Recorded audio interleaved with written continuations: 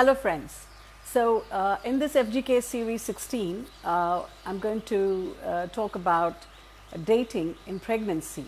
And we know dating in pregnancy determining the gestational age of the fetus. Very, very important aspect of management of a pregnancy because it has got long-term implications, right? Now, dating in pregnancy is important because one, we know the gestational age of the baby, which should of course be stable right through the pregnancy. Secondly, any interventions that is considered in the pregnancy will depend upon the gestational age of the baby, particularly when we have to deliver the baby preterm, or if we need to decide whether post dates the pregnancy needs to be induced, and a lot of perinatal factors will be determined by the gestational age at delivery. Now, there's a lot of confusion that happens with dating in pregnancy, and one most important thing that needs to be considered, particularly people who are doing the ultrasound scan and who are interpreting the ultrasound scan, which is the radiologists and the obstetricians, the sonologists and the obstetricians, is that the age, the gestational age of the fetus should never change, never change. Once you fix it in the preferably the first half of the pregnancy, it doesn't change right through the pregnancy, because it's the gestational age or the estimated due date or the EDD is like a wall, right? And the journey of the pregnancy is how you are walking towards the wall. So the wall is always stable once you fix it, and then you walk towards it and you calculate the distance from the wall. So that's just a example to understand the concept of EDD. Of course, people must understand the EDD or an estimated due date does not mean that the baby will be born on that day. In fact, there are only 4% of babies which are born on the estimated due date, and majority of them are born after or before. Okay. Now, dating in pregnancy, we can divide it into two parts. Before 14 weeks and after 14 weeks. Okay. Why? Because before 14, the parameters that is used to date the pregnancy is different. Now, first of all, when we have to consider dating in pregnancy, we need to consider the last menstrual period, which means the first day of the last period. And remember, many women have got the habit of telling you which period they missed. Right? Now, that obviously is not correct, because the missed period will be only after the time of conception. So, before conception, the first day of the last period is a fixed date, because they know when they started bleeding. Again, women have got the habit of telling you the last day of of their bleeding, which can vary from 3 days to 5 days or even 10 days or whatever, or even 1 day, right? So, that is not fixed. So, first day of the last period is fixed.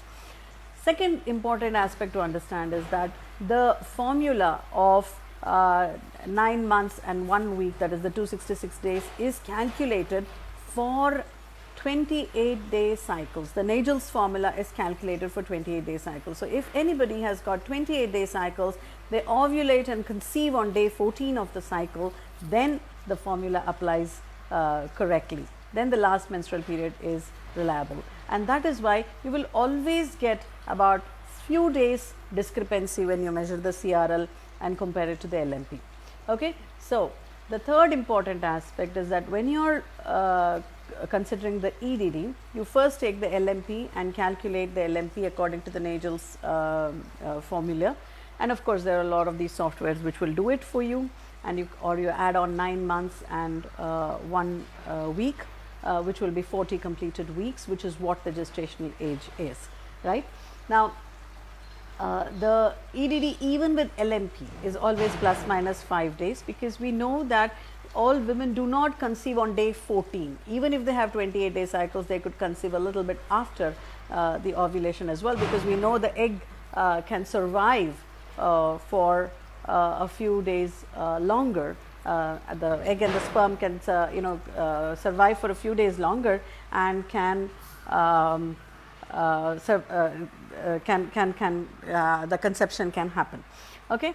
Now, before 14 weeks, the best parameter is the crown rump length. All studies have pointed out that crown rump length is the best way to assess the gestational age. Now, when the crown rump length does not mean exactly from the crown crown to the rump. It's basically when on the ultrasound it's the longest linear distance of the fetus in the neutral position and in the mid-sagittal position. Now, ultrasound standardization is extremely important because the crown rump length has got a plus minus 7 days sensitivity with the estimated due date.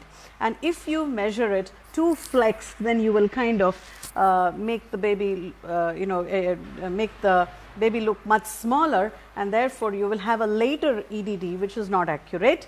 And on the other hand, if you have it a very extended position, then again you will make the EDD come earlier again, which is not correct. So, it is very important that the CRL is measured correctly in the mid-sagittal position, within the neutral position, with the chin at the proper level and this amniotic fluid at the neck and the baby in mid-sagittal. And you need to take time to measure it correctly. There is no shortcuts for a good standard fetal scans. You have to be patient and you have to take the measurements in the correct position, right. So, CRL before 14 weeks. Now, we do NT scan, and NT scan is pretty much the upper thorax in exactly the same manner, and therefore more and more support for the first trimester or the NT scan to date the pregnancy accurately. Of course, if you have an early pregnancy scan, compare it with the early pregnancy scan and this after 8 weeks preferably.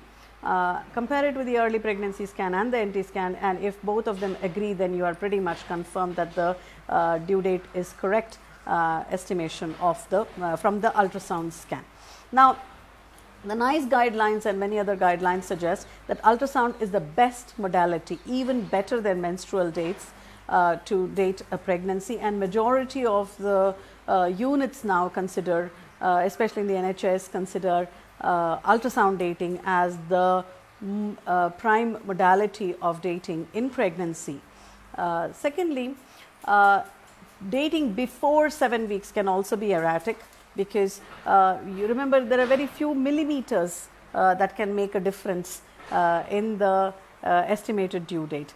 So, it's better to take a good CRL after 8 weeks from in the longest linear distance in the baby and then measure it accordingly. Now, what happens after 14 weeks?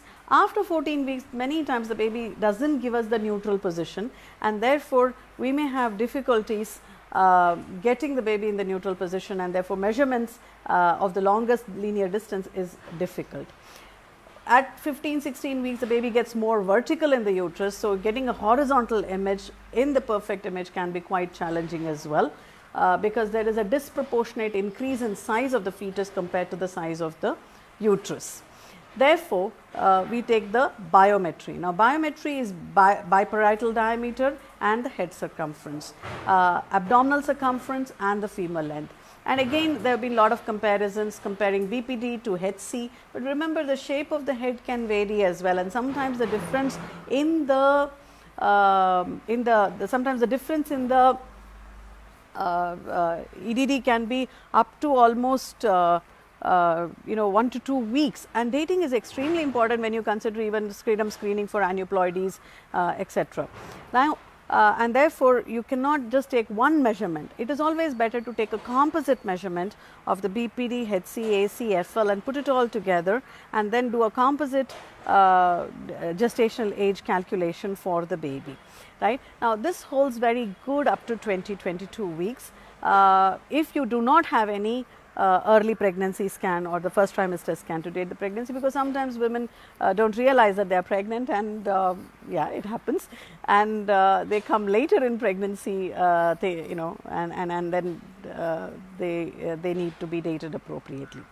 Now, the challenge becomes in the third trimester, because there is more genetic variations and more variations based upon the habitus of the parents as well, and therefore the margin of error is much higher, and therefore it becomes essential that after 20 weeks particularly, it's very important that we have at least 2 scans which agree with each other before we confirm the due date of the pregnancy, or estimate the 40 completed weeks. Let's not say the due date, because due date, many people think that they're going to deliver on that date, right? So let's say that it is 40 completed weeks. So margin of error in the first trimester, easy to remember. In the first trimester, margin of error is 1 week, which is the best. In the second trimester, it's about 2 weeks, and in the third trimester, it can go right up to 3 weeks, which can cause a lot of error in when you're considering interventions in pregnancy. So you have to ensure that you have at least 2 scans which agree with the dating. In the first trimester, you can be reasonably assured that if you have a good CRL, you can date the pregnancy well. So I hope this is clear, and I look forward to seeing some of you or many of you in the webinar that we have this evening between 6 and 7:30 on fetal growth and Doppler.